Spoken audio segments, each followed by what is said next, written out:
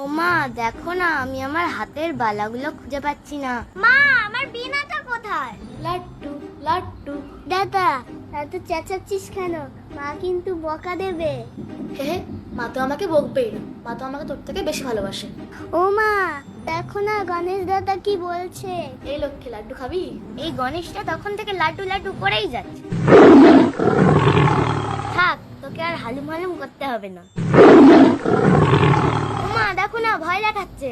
এই লক্ষ্মী, এবারে অষ্টমীতে আমি হলুদ শাড়িটা পরবো। বললেই হলো, অষ্টমীর দিন হলুদ শাড়িটা আমি পরবো। লাড্ডু লাড্ডু। এত লাড্ডু খেয়ে তো মোটা হয়ে যাবি। ও মা দেখো না, আমাকে মোটা বলছে, আবার হাসছে। দে না একটা লাড্ডু।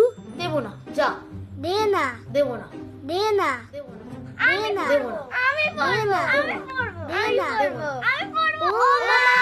উফ, থাম তো দেখি তোরা, আজ তো মহালয়া, আমাদের তো রওনা দিতে হবে। চল চল, তাড়াতাড়ি চল।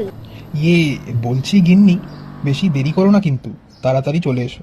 আরে হ্যাঁ হ্যাঁ, মাত্র তো 5টা দিনের ব্যাপার, দেখতে দেখতে কেটে যাবে। কই রে, চল আমরা রওনা দিই। কিরে, রওনা দেওয়ার আগে কি বলতে হয়?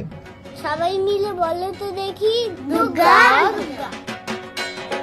বনদে সরি আসিবে সিংহাই দিলা হাত, সিংহাসনী মর্তেতে বাজিয়া উঠল ঢাক।